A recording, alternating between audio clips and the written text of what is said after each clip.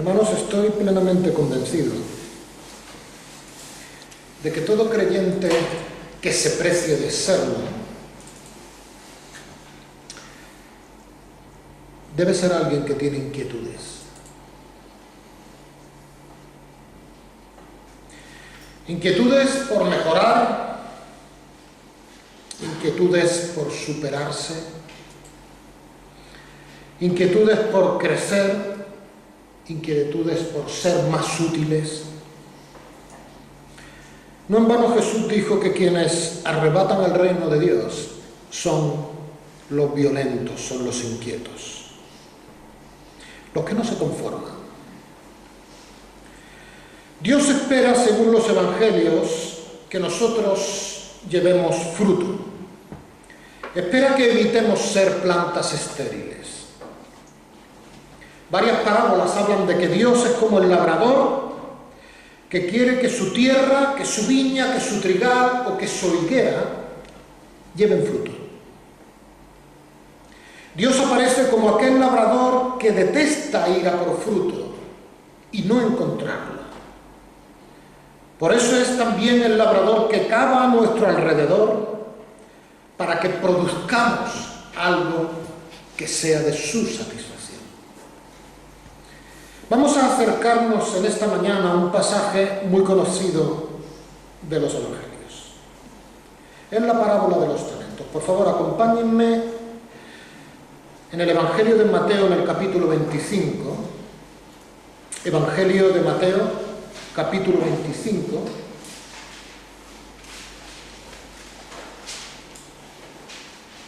Mateo, capítulo 25.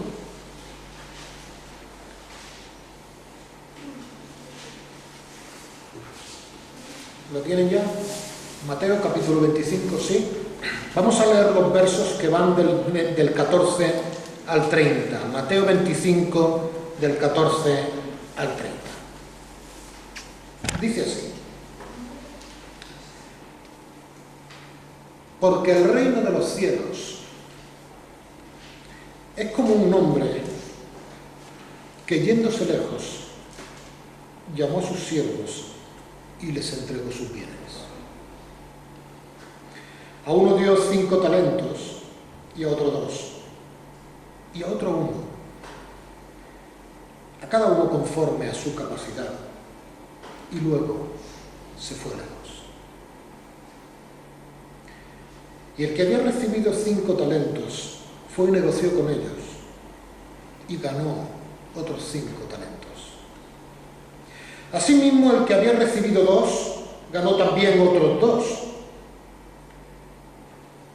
Pero el que había recibido 1, fue y cavó en tierra.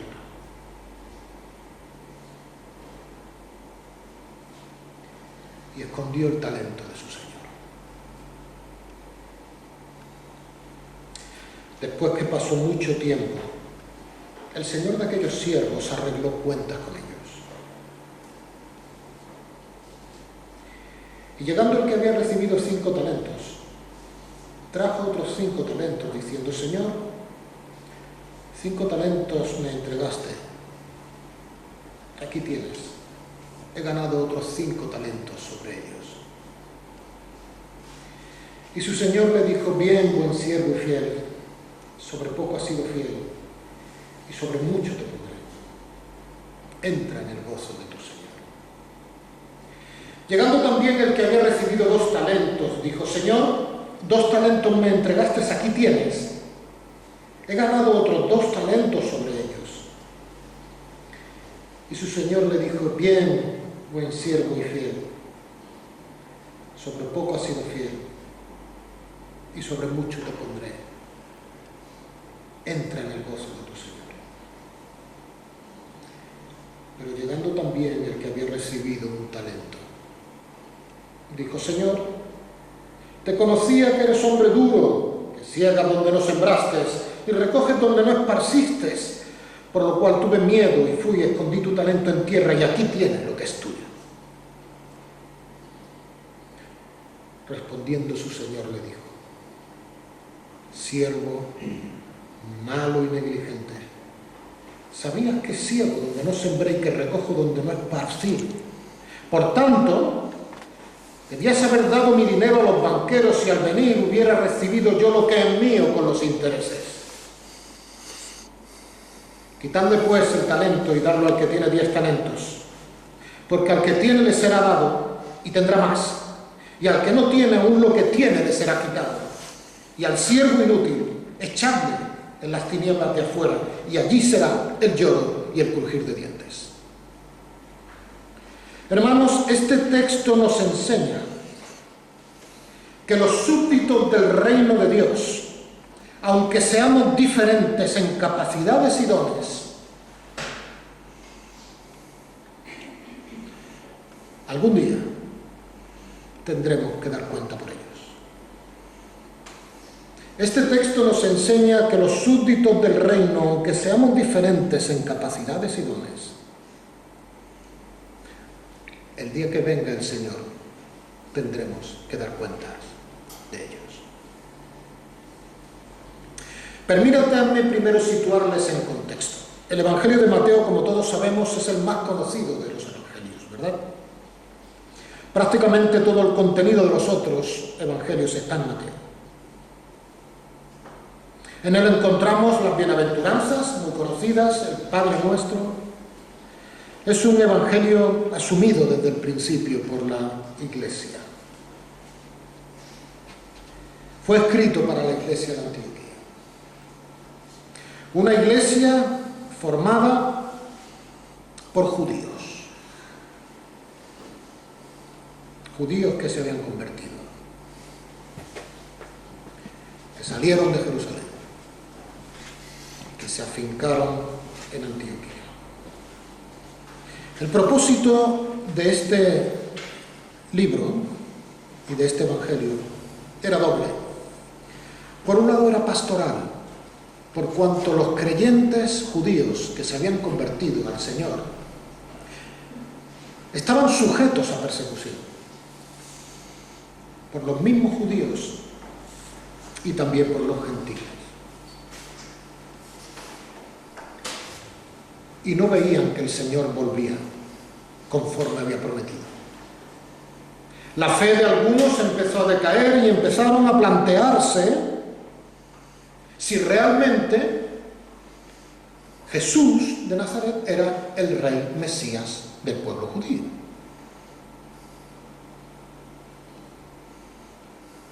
Es por ello que el tema del Evangelio de Mateo es Jesús como el rey.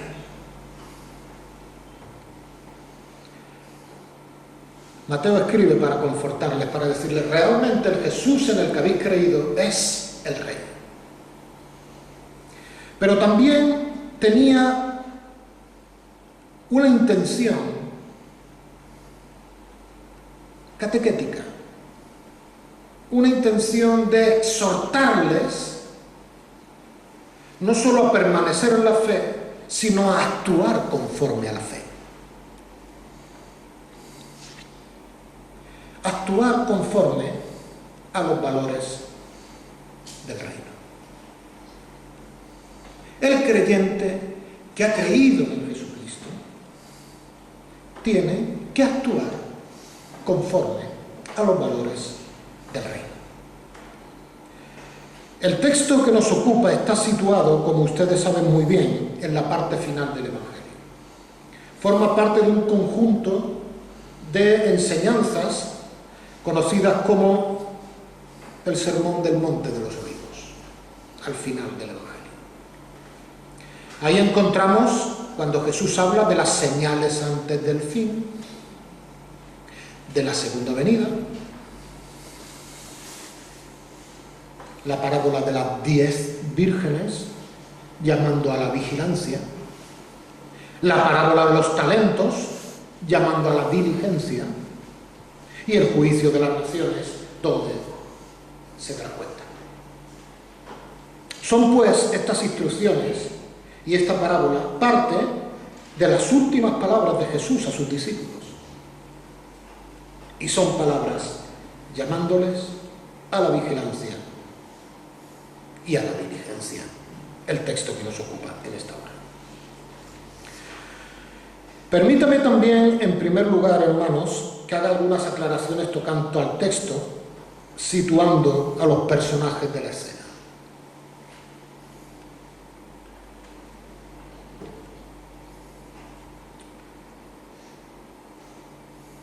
En primer lugar, tenemos el concepto del reino de los cielos. El reino de los cielos es semejante a. ¿Qué es esto del reino de los cielos? ¿Cómo lo considera Jesús? Y evidentemente, de acuerdo a lo que se ve en los evangelios, y no solo a lo que se ve en los evangelios, sino también a la enseñanza de Pablo, el reino de los cielos no es simplemente una realidad metafísica futura,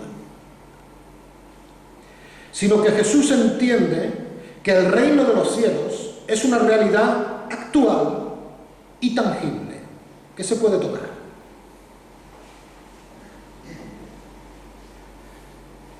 En otras palabras, según Jesús, el reino de los cielos, en su aspecto presente, es la comunidad de sus discípulos y la comunidad de los redimidos. La iglesia es el pueblo de Dios. La iglesia es la concreción del pueblo de Dios en espacio y en tiempo en un momento determinado. La iglesia formada por judíos y formada por gentiles. En segundo lugar, ¿quién es el señor de la casa?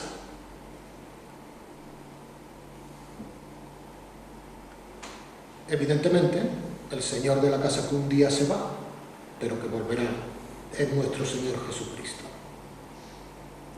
Y el periodo de ausencia de ese Señor es el tiempo que va desde su partida hasta su vuelta. Ahí en ese periodo es donde se mueve el drama de la parábola. En tercer lugar, los siervos. Los siervos no representan una clase privilegiada dentro del pueblo de Dios. Representan a todo el pueblo de Dios. Todos estamos representados en esos señores que recibieron 5, 2 y 1 talento. Así que nadie puede escapar a la enseñanza de la parábola. Yo espero que nadie se vaya de aquí en esta mañana pensando que esta parábola, que es acerca del reino de los cielos, no tiene que ver con él o con ella.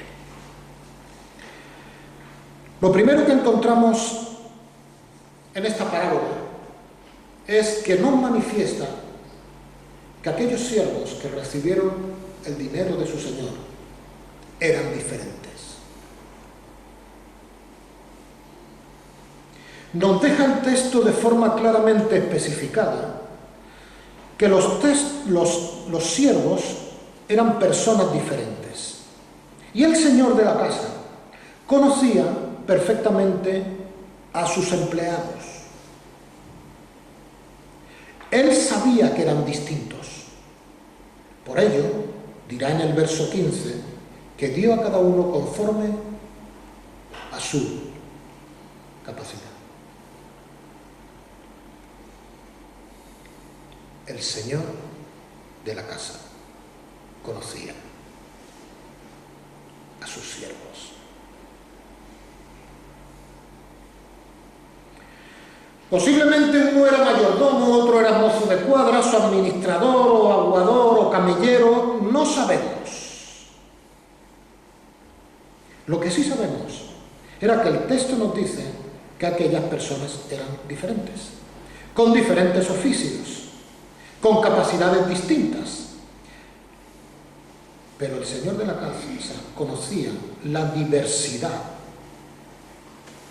de los siervos que tenía en su casa.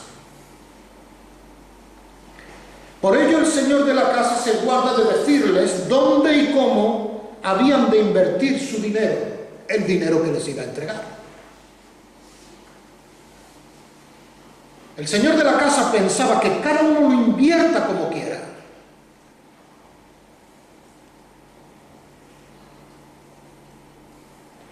Al señor de la casa lo que menos le importaba es qué clase de negocio hicieran. Él sabía que eran diferentes. Maravillosamente diferentes, diría yo. Distintos. Maravillosamente distintos.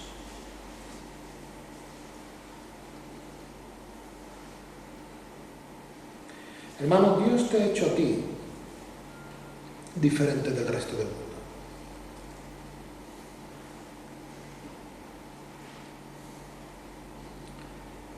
No hay otro como tú.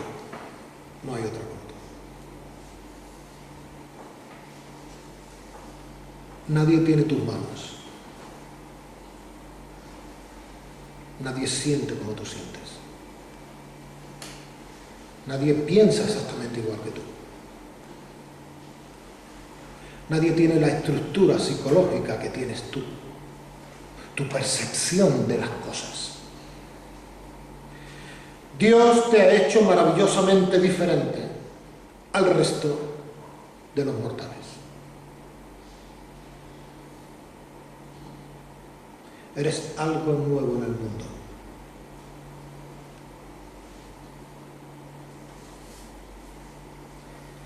Nunca ha habido antes alguien como tú, ni lo hay, ni lo habrá.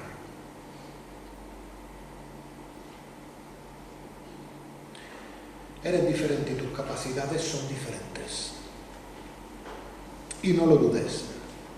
Tienes capacidades que tienes que invertir en el desarrollo del reino. Entre otras cosas porque has sido creado con la imago Dei, con la imagen de Dios. Hermanos, a veces queremos parecernos a otros y eso es un error. Intentamos imitar a otros, eso es un error. Queremos hacer lo que hacen otros y nos gustaría ser lo que son otros y eso es un error. Dios quiere que tú seas tú.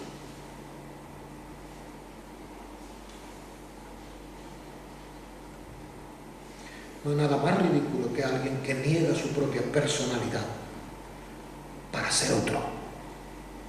O para ser otro que alguien quiere que seas.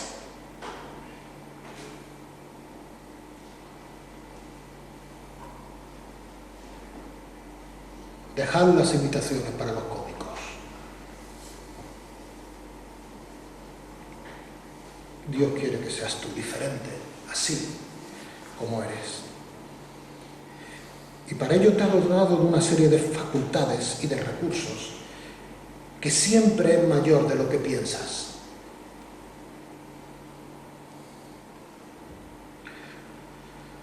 ¿Sabes por qué los diamantes son tan valiosos?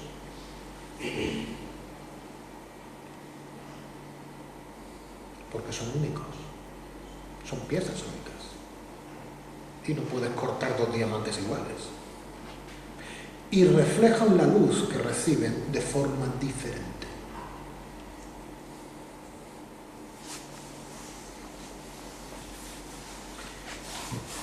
Alégrate de que eres único en el mundo y sácale el máximo de partido y de provecho a tus capacidades.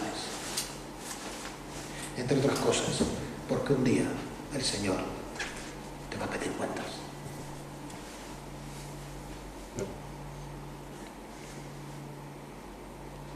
Intenta reflejar en tu vida de la mejor manera posible la luz que recibes de Dios.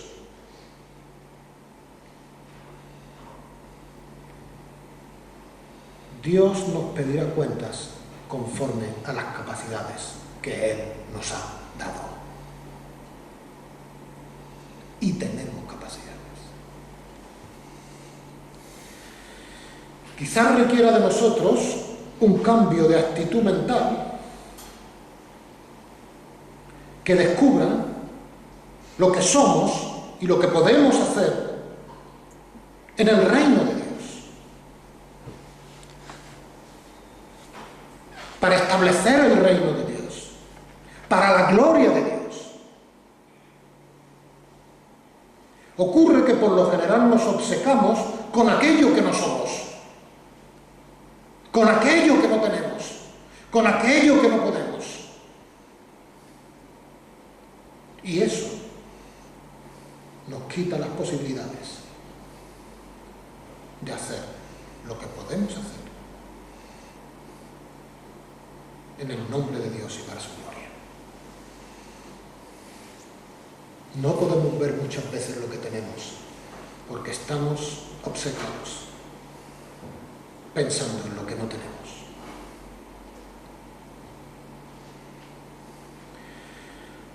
Todo el mundo tiene la opción de mirar o al suelo o al cielo. Solo es cuestión de a dónde inclines el cuello. Es tu decisión. Todos somos diferentes. Nadie es mejor en el reino de Dios. Simplemente es distinto. No lo olvides. Y el que dice yo no sirvo para nada y yo no puedo hacer nada, está faltando la verdad, porque la nada no existe. Y porque Dios ha dicho que sí puedes hacer. Así que es necesario que renovemos la confianza en nosotros, para poder así sacarle partido a nuestras capacidades. Y quizás eso te pueda resultar poco espiritual, pero yo te digo, Dios ya ha cumplido contigo, creándote como eres, dándote las capacidades que tienes. Ahora te toca a ti cumplir con Dios. Si son más, pues más. Si son menos, pues menos. Pero siempre van a ser más de las que piensas que tienes. Esa es la dinámica del reino de Dios. Eres diferente. Maravillosamente diferente, increíblemente diferente.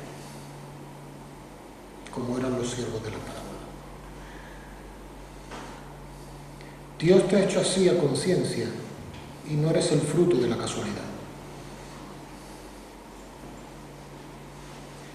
Dios ha depositado en ti las riquezas de su multiforme gracia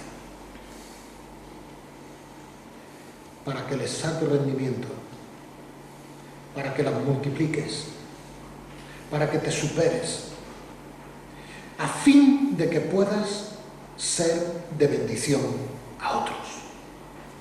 Porque lo que tenemos, que hemos recibido y que podemos hacer, tiene la finalidad de bendecir a otros.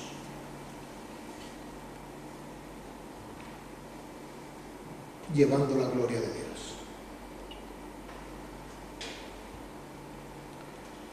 Eres diferente.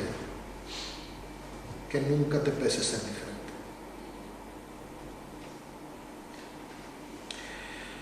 La segunda cosa que encontramos en el texto, la segunda idea de este texto, no es que tenían diferentes capacidades, es que tuvieron diferentes actitudes.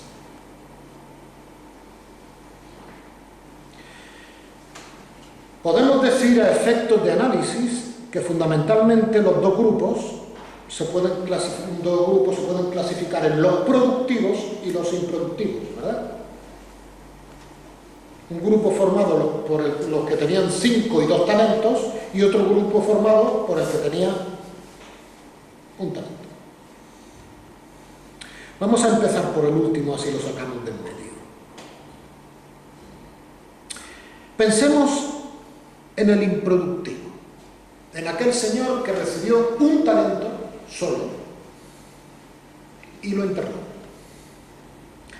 Miren, hermanos, este hombre, este siervo, no se esforzó en pensar una estrategia para hacer producir el dinero de su señor.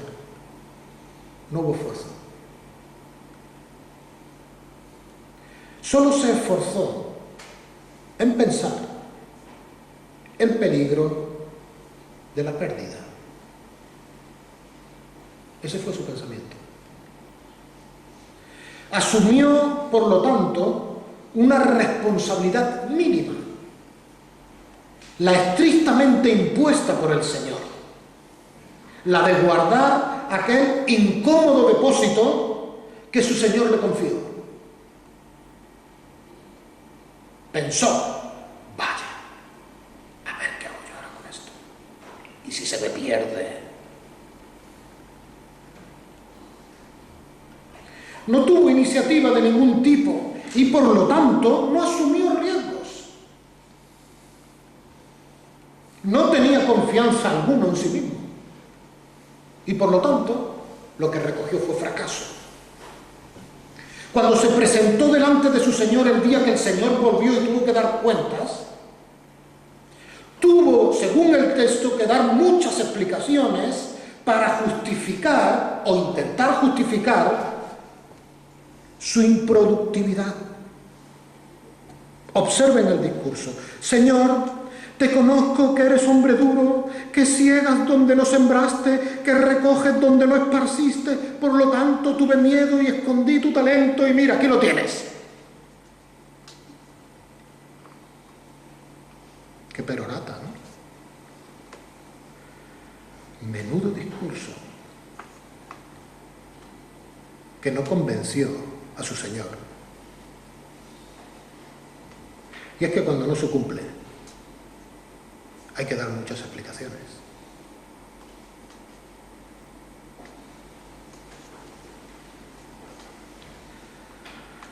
Además, en la forma de dar la explicación, lo que se evidencia de este señor era que tenía un talante absolutamente negativo. Y esa actitud negativa impregnaba toda su actuación, porque impregnaba toda su vida. Cuando se mira detenidamente el texto, lo que se ve en esta parábola es el carácter generoso, alegre y de confianza del Señor, que confía en sus siervos, que se va lejos y que les da su patrimonio.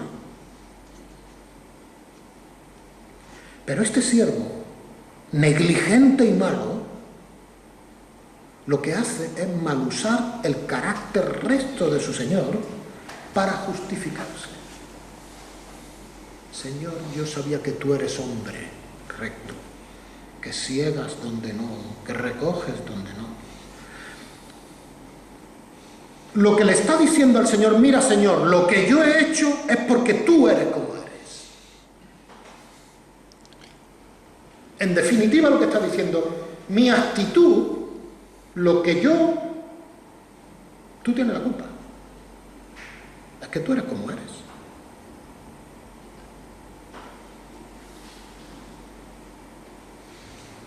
Tú tienes la culpa de que yo te traiga solo lo que me diste.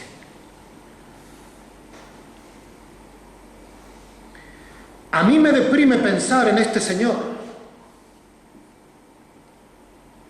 porque en el fondo de su aparente miedo y de su oscuro negativismo, lo que hay es un ser apático, malo. Y el Señor lo sabe, le dice, malo, negligente. Lo que hay detrás es un hombre holgazán, indolente.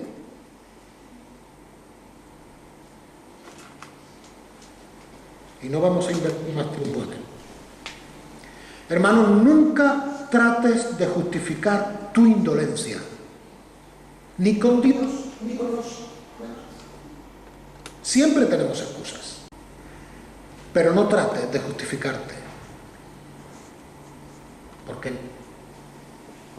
No sirve el argumento con el señor de la casa.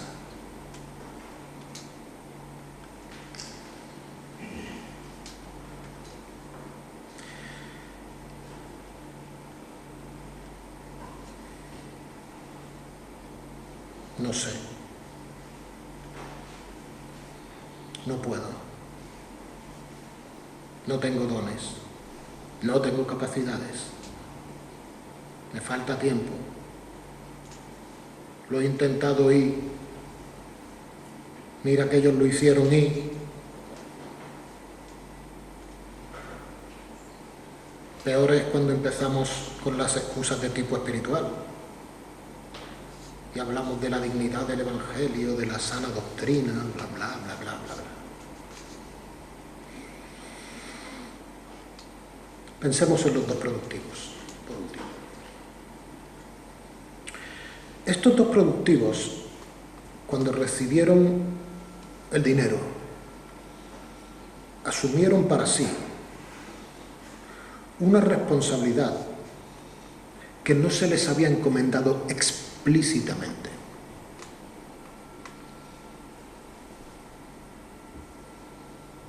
El señor de la casa no les dijo que invirtieran.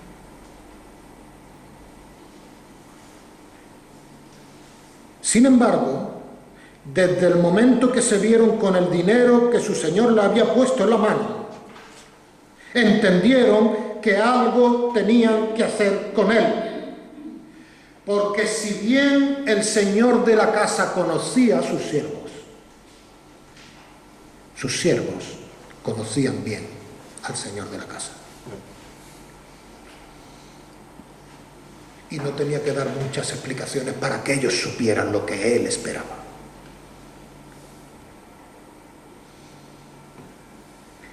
Hermanos, hay quien espera a que le den las órdenes para hacer cosas para el Señor. Y se le pasan los días, los meses, los años, y entierran el talento del Señor.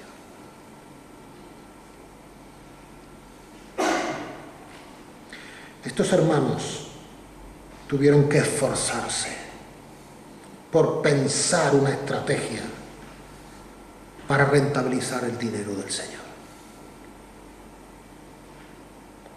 Demostraron tener iniciativa. Asumieron un riesgo serio porque se trataba del dinero de su Señor. Pero tuvieron confianza. Y cuando se presentaron delante del Señor, su discurso fue su producto. Señor, 5 me diste, aquí tienes. Se acabó. Y la respuesta del Señor fue la alegría.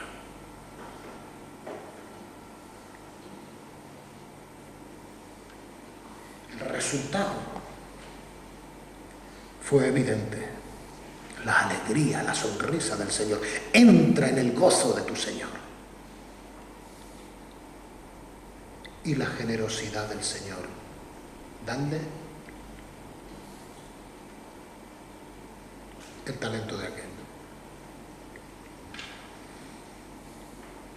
Cuando estos hombres responsables recibieron el dinero, pensaron, pues yo podría hacer algo.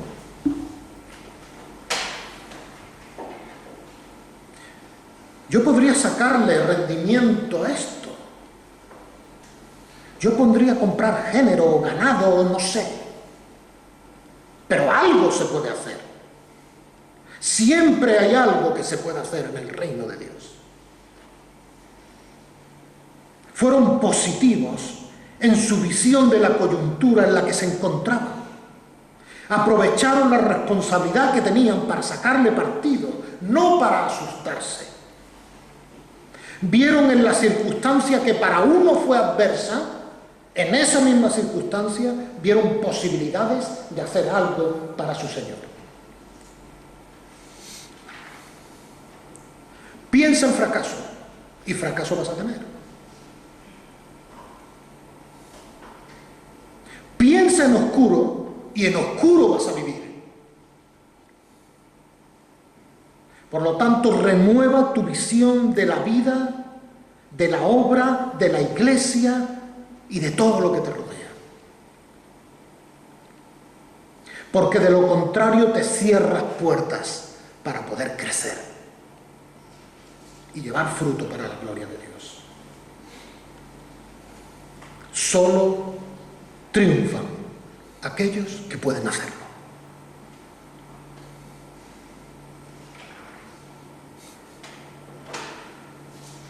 Nunca aceptes el consejo de tus temores.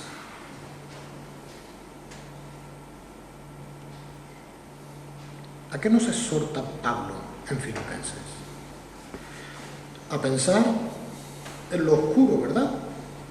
En lo verdadero, en lo honesto, en lo justo, en lo de buen nombre, en lo amable, en todo aquello que lleve virtud, en todo aquello que sea digno de alabanza, en lo oscuro, ¿verdad?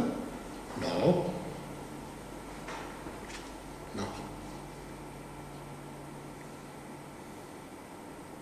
Porque el que no escatimó a su Hijo nos va a dar las demás cosas.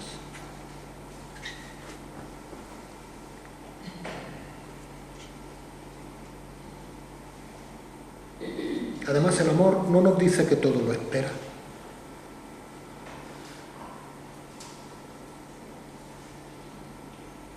Todo lo espera.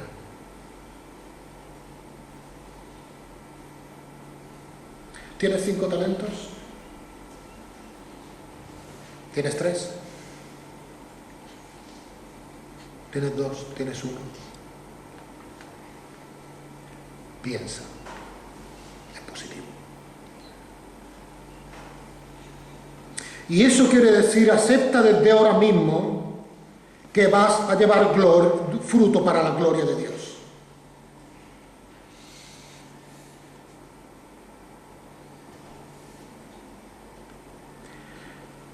Debes de entender que esta dinámica del reino que Dios espera de ti, lleva implícito un riesgo.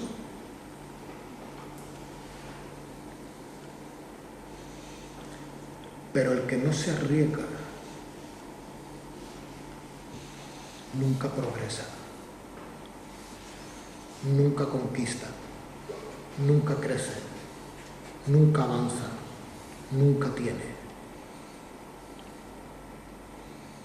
nunca produce para su Señor. El que se apalanca en su seguridad, hermanos, está muerto en vida. El que no quiere que las cosas se le muevan, el que no quiere que las cosas se le desencajen, el que tiene miedo a desequilibrarse y a desestabilizarse, jamás va a llegar a ningún sitio.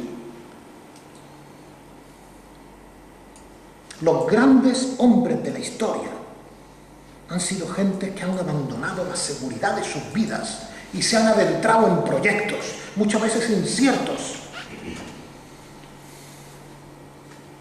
en la experiencia siempre hermosa de lo desconocido.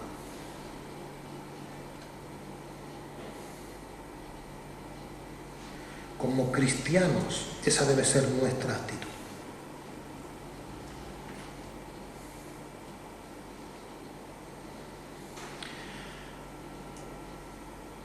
El reino de los cielos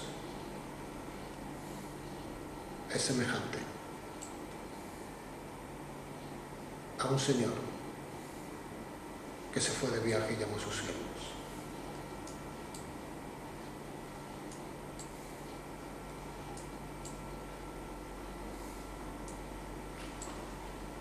Este pasaje nos enseña que aunque seamos diferentes y tengamos capacidades diferentes, un día tendremos que dar cuentas en el reino cuando el Señor vuelva.